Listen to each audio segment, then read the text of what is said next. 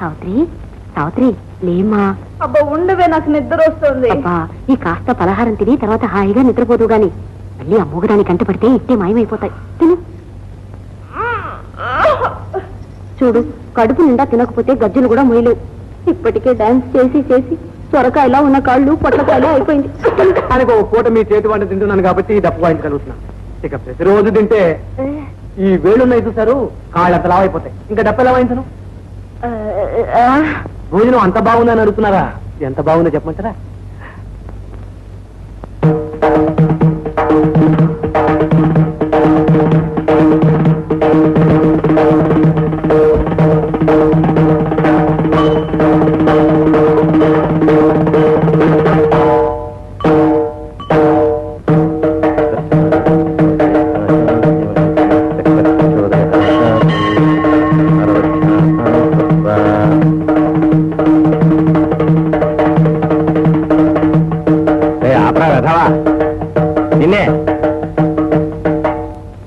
నేనంతా ఖణేయాలు ఖణేయాలమో దగ్గుతూనే ఉన్నావు. నేను ఇచ్చిన చూర్ణం వేసుకున్నావా లేదా?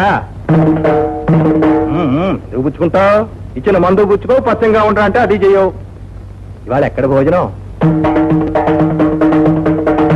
ఏమిటి? అయ్యమ్మ చేతి అంటే ఇంకేం పీకల దాకా పట్టించేసి ఉంటావు. ఇదిగో రే, ఈసారి గనక నీ ఆరోగ్య విషయంలో నేను చెప్పినట్టు చేయకపోతే ఆ రెండు చేతులు విడిచి శుభ్రంగా గుడి గంట కట్టేస్తాను. గణ గణ గణ వాయించుకుంటూ కూర్చుంటూ గాని. అయ్యవారు, కన్నవాళ్ల పేరు కనిపించిన ఊరు మర్చిపోయేలా గాలికి తిరుగుతున్నాను. ఇక్కడ ఉన్న నాళ్ళు మీరు గుండెల్లో పెట్టుకు చూస్తున్నారు. రేపు ఇంకో ఊరు వెళ్ళాల్సి వస్తుంది అనుకోండి, ఏమండి అక్కడ మీలాంటి మహారాజులు దొరుకుతారా చెప్పండి? అందుకని ఆటుకి పోటీకి అలవాటు పడేలా శరీరాన్ని తయారు చేస్తున్నాను. అయ్యవారు అట్టాగా రే, నాకు తెలియక అడుగుతాను. గొప్పదీసి నువ్వు మారు వేషంలో తిరుగుతున్న సిఐడివాడివి కాదు కదా? అదేమిటయ్యవారు, ఉన్నట్టుండి అనుమానం ఎందుకు వచ్చింది? ఆహా, నీ వాలకం చూస్తుంటాను పెద్దగా చదువు సంధ్య ఉన్నట్టు కనబడవు. మాటలు చూద్దామంటే మాణిక్యాలా ఉంటాయి, పాటలు పంచదార గుడికల్లాగా ఉంటాయి. ఇవన్నీ నీకు ఎక్కడ బేరా? అదే వారు, మా అమ్మ హరికథలు అద్భుతంగా చెప్పేది. మా నాన్న మృదంగం బ్రహ్మాండంగా వాయించేవాడు. అందుకని నేను పుడుతూనే అంటూ ఏడ్చి తదింగంత చేతులు ఆడించామంటే ఏమిటో. చాలేరా, పుట్టడి కబుర్లు పొట్టనండా పెట్టుకొని ఎంతసేపైనా వాగుతావు. రెండు దరువులు వినేసి పోదాం.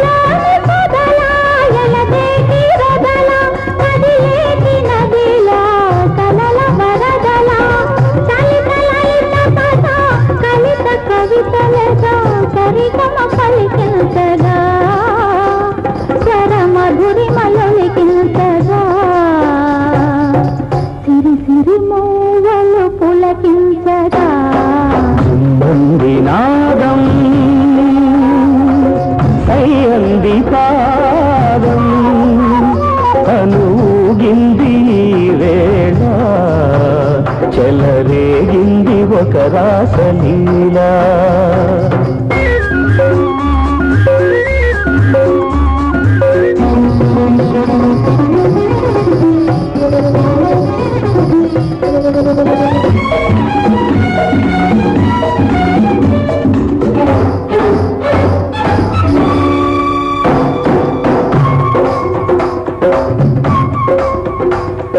నటరాజ ప్రేయసి నటనాల ఊర్వశి నటియూచు నీవని తెలిసి నటరాజ ప్రేయసి నటనాల ఊర్వశి నటియూచు నీవని తెలిసి ఆకాశమై పొంగే ఆవేశం కైలాసమే వంగే నీ కోసం జుమ్మంది నాదం కయ్యంది పాదం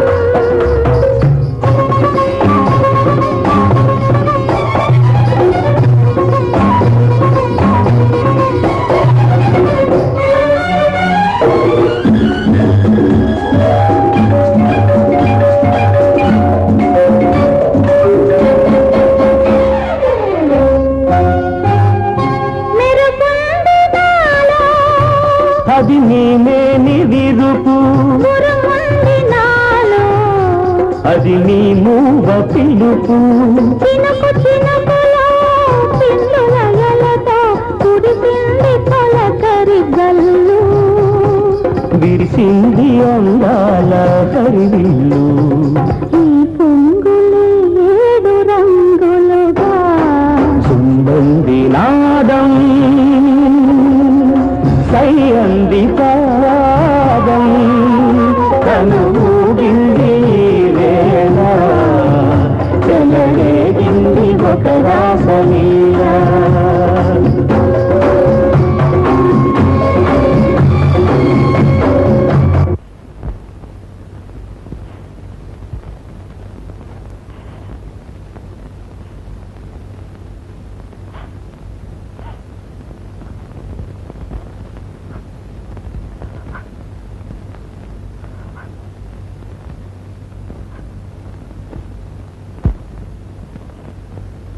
హాయ్ అమ్మా, ఏమిటమ్మా ఇక్కడ పడుకున్నావు? జడుచుకున్నావమ్మా? పీడకలేమని వచ్చిందా? కాలుగా కట్టేమిటమ్మా? ఏమైందమ్మా? ఏం జరిగింది హాయమ్మా?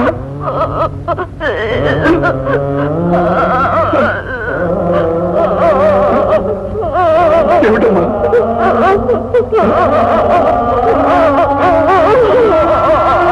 హాయమ్మా, ఊరుకోమ్మా.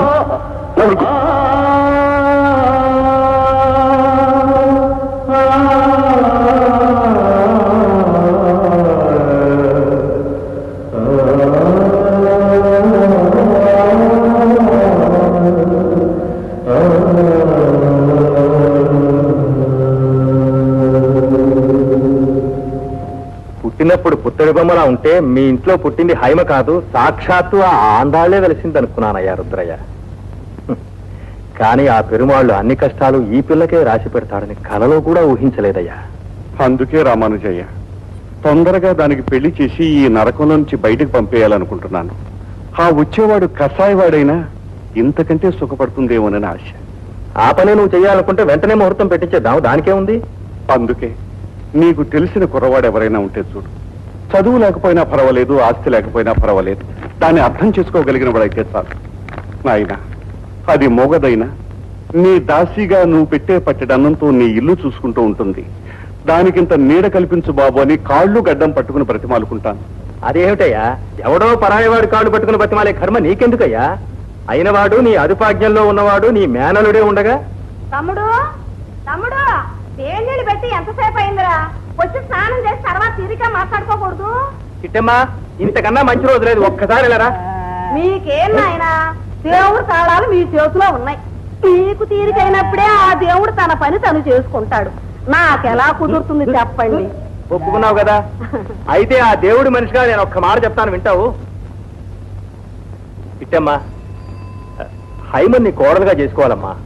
ఇది నా సలహా. మీ తమ్ముడు సొంత తమ్ముడు అటు ఆరోగ్యం చెడి ఇటు రాబడి లేకుండా పోయి కష్టపడుతున్నాడని ఇంటికి తీసుకొచ్చి పెట్టిన దానికి సంతోషించడానికి బదులు ఇప్పుడు ఒకదాన్ని నా కొడుకు కష్టపెట్టాలని చూస్తున్నారా? బాగుందండి, చాలా బాగుంది.